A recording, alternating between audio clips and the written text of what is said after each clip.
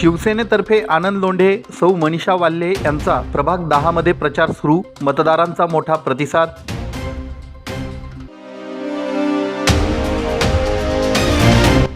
बांगलादेशातील अत्याचाराविरोधात मोहम्मद युनूस यांचा पुतळा जाळला, धुळ्यात हिंदू आक्रोश आंदोलन।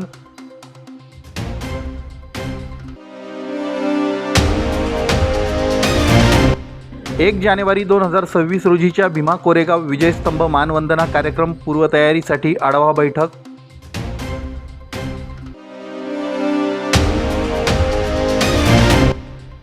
आणि शेतकऱ्यांच्या विविध मागण्यांसाठी उभाटा शिवसेनेतर्फे शानाभाऊ सोनवणे यांच्या नेतृत्वाखाली निदर्शने। धुळे महानगरपालिकेच्या निवडणुकीत प्रभाग क्रमांक 10 मध्ये अनुसूचित जाती प्रवर्गातून शिवसेना नेत्या आमदार मंजुळा तुळशीराम गावित यांच्या नेतृत्वाखाली शिवसेना शिंदे गटाचे सामाजिक न्याय विभागाचे राज्य उपाध्यक्ष आनंद लोंढे हे उमेदवारी करीत आहेत। त्याचबरोबर शिवसेनेचे महानगर प्रमुख संजय वाल्हे यांच्या पत्नी सौ सविता उर्फ मनीषा संजय वाल्हे या देखील प्रभाग 10 मधील शिवसेनेच्या पॅनलकडून निवडणूक लढवित आहेत। आनंद लोंढे आणि मनीषा वाल्हे यांनी निवडणुकीसाठी प्रभाग 10 मध्ये प्रचाराला सुरुवात देखील केली आहे। प्रभागातून प्रचार रॅली काढून मतदारांशी प्रत्यक्ष भेटून संवाद साधला जात आहे। उमेदवारी मागील विकासाची भूमिका या प्रचार रॅलीतून ठळकपणे मांडली जात असून मतदारांचा या दोन्ही उमेदवारांना मोठा प्रतिसाद लाभत आहे। प्रभाग 10 मध्ये सर्वात अगोदर प्रचार सुरू केल्यानं आनंद लोंढे आणि मनीषा वाल्हे या दोन्ही उमेदवारांचं प्रचारात पारडं जड झालंय। मोठ्या मताधिक्याने त्यांचा विजय होईल असा आत्मविश्वास देखील उमेदवार आणि समर्थक व्यक्त करीत आहेत।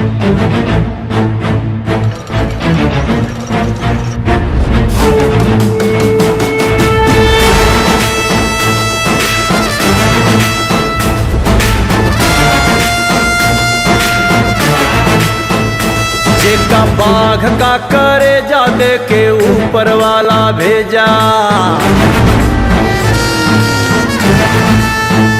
जेका बाघ का करे जा दे के ऊपर वाला भेजा। ओ काकाई डेरवाई गुनहगार नगरिया, जेका बाघ का करे जा दे के ऊपर वाला भेजा। ओ काकाई डेरवाई गुनहगार नगरी, सारा जीवन दुख झेला हरदम खतरे से खेला, जे सारा जीवन दुख झेला हरदम खतरे से खेला। अब रोक के दिखाए अंगार नगरी, हो जेका बाघ का करे जा दे के ऊपर वाला भेजा। ओ काकाई डेरवाई गुनहगार नगरी। मी महाराष्ट्र न्यूज चॅनलच्या बातमीपत्रास लाईक, शेअर, सबस्क्राईब करा। सोबतच बेल आयकॉन प्रेस करायला विसरू नका। पाहत राहा मी महाराष्ट्र चॅनल।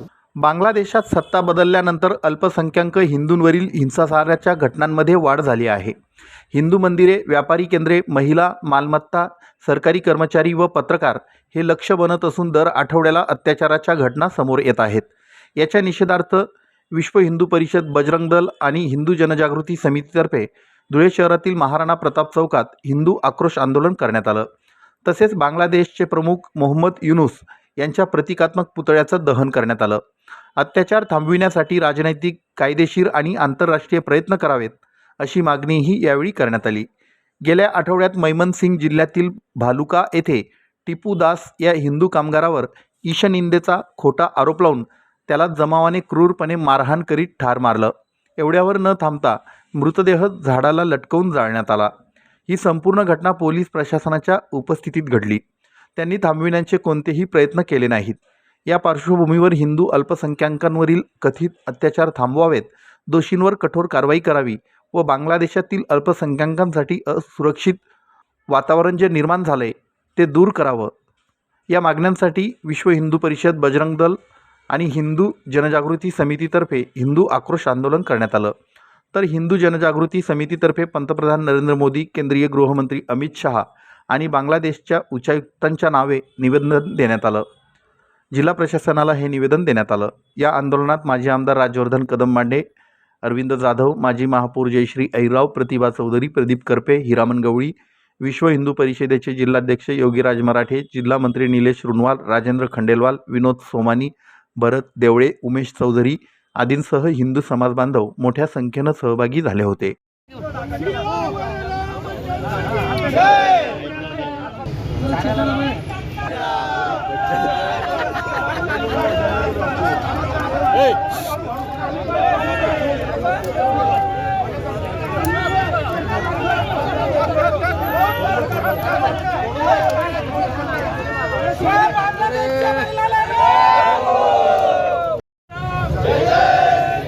बांगलादेशात हिंदूंवर होणाऱ्या हत्येच्या निषेधार्थ या बंगाली आणि इस्लामी जिहाद्यांचा एक गोष्ट निश्चित आहे, जगाने नाकारलं होतं, कोणी मदत करायला तयार नव्हतं. अमेरिकेच्या राजदूताला सांगितलं तुम्ही तुमच्या या लोकांना पाकिस्तानाला आवरा, ते म्हणाले आम्ही करू शकत नाही. शेवटी निर्णय घ्यावा लागला, सैन्य पाठवावं लागलं आणि 92,000 सैनिक 16 डिसेंबर 1971 दुपारी 4 वाजता शरण आले. बांगलादेशच्या निर्मितीच्या आधीपासून हिंदू बौद्ध यांचं नरसंहार तिथे होतोय. ही आकडेवारी आहे बघा. ते 51 साली मुसलमान 76% होते, ते 22 साली 91% झाले आणि 51 साली हिंदू 22% होते, ते जेमतेम 8% उरलेले. चकमा जातीच्या बौद्ध धर्मियांना नाना प्रकारचे हाल करून हाकलून दिले. ते 50,000 भारतात येऊन राहिलेले. भारत सरकार काँग्रेसच्या राज्यामध्ये त्यांना सांगत होते तुम्ही परत बांगलादेशमध्ये जा. ते म्हणाले आम्ही इथे मरू, तिथे नाही जाणार, इथे बेइज्जत होऊन मरू ना, इथे किमान सन्मानाने मरू. मुद्दा हा आहे की बांगलादेशच्या निर्मितीपासून त्याच्या आधीपासून हिंदू बौद्ध यांचे हाल सुरू आहेत. ते कधी संपणार जोपर्यंत भारत सरकार ॲक्शन घेत नाही तोपर्यंत. विश्व हिंदू परिषद बजरंग दल धुळेच्या वतीने बांगलादेशाच्या वतीने हिंदूंवर होणाऱ्या अत्याचाराच्या वाचा फोडण्या दृष्टीने विश्व हिंदू परिषद आज मैदानात उतरलेले आहे. बांगलादेश 1971 साली बांगलादेश स्वतंत्र झाला, त्यावेळेस भारताने 500 कोटी रुपयांची त्या काळची आजची 25,000 कोटींची मदत करून त्याचप्रमाणे 3900 स्वातंत्र्य सैनिकांनी त्या बांगलादेश मुक्तीच्या लढ्यात आपला प्राण गमावला. तरीसुद्धा अशा गद्दार बांगलादेशींना भारताची कुठल्याही प्रकारची गरज वाटत नाही आणि त्यांना कुठल्याही प्रकारचं त्यांना काहीच घेणं देणं नाही. आणि अशा बांगलादेशांना आपण आज या हिंदूंच्या सन्मानार्थ तिथल्या सगळ्या जे काही हिंदू आहेत त्यांना एकजूट करण्याच्या दृष्टीने आज आपण विश्व हिंदू परिषदेच्या वतीने हा आक्रोश आंदोलन आज या ठिकाणी हे निदर्शनं सादर केलेले आहेत. आणि केंद्र सरकारला हेच सांगण्याची गरज आहे की बांगलादेशामधील हिंदूंच्या सन्मानार्थ जे काही घोषणा करण्यात येतील किंवा जे काही येण्यात येतील ते आपण या ठिकाणी आजच्या माध्यमातून त्यांना हे करत आहोत. या विषयामध्ये मी महाराष्ट्र न्यूज चॅनलच्या बातमीपत्रास लाईक, शेअर, सबस्क्राईब करा. सोबतच बेल आयकॉन प्रेस करायला विसरू नका. पाहत राहा मी महाराष्ट्र चॅनल. भीमा कोरेगाव येथे 1 जानेवारी 2026 रोजी विजयस्तंभ परिसरामध्ये होणाऱ्या विजयस्तंभ मानवंदना या ऐतिहासिक कार्यक्रमाच्या पूर्वतयारीसाठी एक महत्त्वपूर्ण बैठक संपन्न झाली. या बैठकीत उपस्थित अधिकारी, पोलीस प्रशासन आणि समाज कल्याण विभागाच्या प्रतिनिधींनी परिसराची पाहणी करून लाखो अनुयायांच्या सोयीसाठी आणि कार्यक्रमाच्या सुव्यवस्थेसाठी आवश्यक सर्व उपाययोजनांवर सविस्तर चर्चा केली. कार्यक्रमाच्या नियोजनासाठी विविध विभागांचे अधिकारी उपस्थित होते. बैठकीत समाज कल्याण विभागाचे अधिकारी विशाल लोंढे यांनी विभागाचं प्रतिनिधित्व केलं. अनुयायांसाठी आवश्यक सुविधा पुरविण्यावर त्यांनी भर दिला. वरिष्ठ पोलीस निरीक्षक सर्जेराव कुंभार यांच्यासह पोलीस प्रशासनाने सुरक्षा आणि वाहतूक नियोजनावर चर्चा केली. सार्वजनिक बांधकाम विभागाचे अधिकारी, ग्रामपंचायत सरपंच वाळके पाटील, सुनील अवचार, विजयस्तंभ समितीचे अध्यक्ष सर्जेराव वाघमारे, कोमलदास वासनिक, प्रवीण वाघ, प्रतिनिधी आणि परिसरातील अन्य मान्यवर बैठकीला उपस्थित होते. अनुयायांसाठी आवश्यक सोयीसुविधांवर चर्चा करण्यात आली. येणाऱ्या अनुयायांची कोणत्याही प्रकार गैरसोय होऊ नये आणि कोणताही अनुचित प्रकार घडू नये यासाठी सोयीसुविधा उपलब्ध करण्यावर शासनाच्या वतीनं भर देण्यात आला. अनुयायांना राहण्यासाठी तात्पुरत्या निवासाची व्यवस्था करण्यावर चर्चा झाली. पिण्याच्या पाण्याची पुरेशी व्यवस्था आणि पुरेशा टॉयलेटची व्यवस्था करण्यावर विशेष लक्ष देण्यात आलं. लहान मुलांसोबत येणाऱ्या महिलांसाठी हिरकणी कक्ष उपलब्ध करून देण्यावर विचारविनिमय झाला. अनुयायांच्या वाहनांना योग्य पार्किंगची सोय उपलब्ध करणे, अनुयायांना येण्या-जाण्यासाठी बसेसची पुरेशी सोय आणि सुलभ मार्गांची व्यवस्था यावर सविस्तर चर्चा झाली. वरिष्ठ पोलीस प्रशासनाने कार्यक्रमादरम्यानची वाहतूक व्यवस्था, गर्दी नियंत्रण आणि सुरक्षा नियोजन कसं असावं या संदर्भात मार्गदर्शन केलं. समाज कल्याण विभागाच्या पुढाकाराने बार्टीच्या वतीनं बुक स्टॉल आणि माहिती केंद्रे उभारण्यावर विचार करण्यात आला, ज्यामुळे अनुयायांना माहिती आणि ज्ञान मिळेल. कार्यक्रमाच्या निमित्ताने परिसरातील ऐतिहासिक स्थळांच्या सुधारणेवर देखील या बैठकीत चर्चा झाली. छत्रपती संभाजी महाराजांची समाधी आणि गोविंद गोपाळराव महाराजांची समाधी या स्थळांचं तात्काळ सौंदर्यीकरण करण्याच्या विषयावर बैठकीत विचार करण्यात आला. एकूणच 1 जानेवारी 2026चा विजयस्तंभ मानवंदना कार्यक्रम सुरक्षित, सुव्यवस्थित आणि अनुयायी केंद्रित व्हावा, यासाठी प्रशासनाने वाहतूक, निवास, स्वच्छता आणि सुरक्षा यासारख्या अनेक महत्त्वाच्या विषयांवर व्यापक तयारी सुरू केली आहे. मी महाराष्ट्र न्यूज चॅनलच्या बातमीपत्रास लाईक, शेअर, सबस्क्राईब करा. सोबतच बेल आयकॉन प्रेस करायला विसरू नका. पाहत राहा मी महाराष्ट्र चॅनल. शेतकऱ्यांच्या विविध मागण्यांसाठी उबाठा शिवसेनेतर्फे ग्रामीण जिल्हा प्रमुख शानाभाऊ सोनवणे यांच्या नेतृत्वाखाली धुळे जिल्हाधिकारी कार्यालय आवारात निदर्शने करण्यात आली. तसेच प्रशासनाला मागण्यांचं निवेदन देण्यात आलं. CCI कापूस खरेदीसाठी ऑनलाईन सोबत ऑफलाईन स्लॉट बुकिंग व्यवस्था तात्काळ सुरू करावी. प्रत्येक CCI केंद्रावर स्लॉट बुकिंग हेल्प डेस्क सुरू करावा. बिबट्याच्या दहशतीमुळे शेतीसाठी दिवसा वीज पुरवठा त्वरित लागू करावा.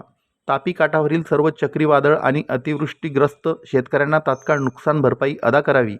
PM किसान योजनेतील वंचित पात्र शेतकऱ्यांना लाभ मिळण्यासाठी विशेष मोहीम राबवावी. मका खरेदी तात्काळ सुरू करून शिंदखेडा येथे स्वतंत्र मका खरेदी केंद्र सुरू करून शेवटच्या नोंदणीकृत शेतकऱ्याचा संपूर्ण मका खरेदी करावा, अशा मागण्या निवेदनातून करण्यात आल्या.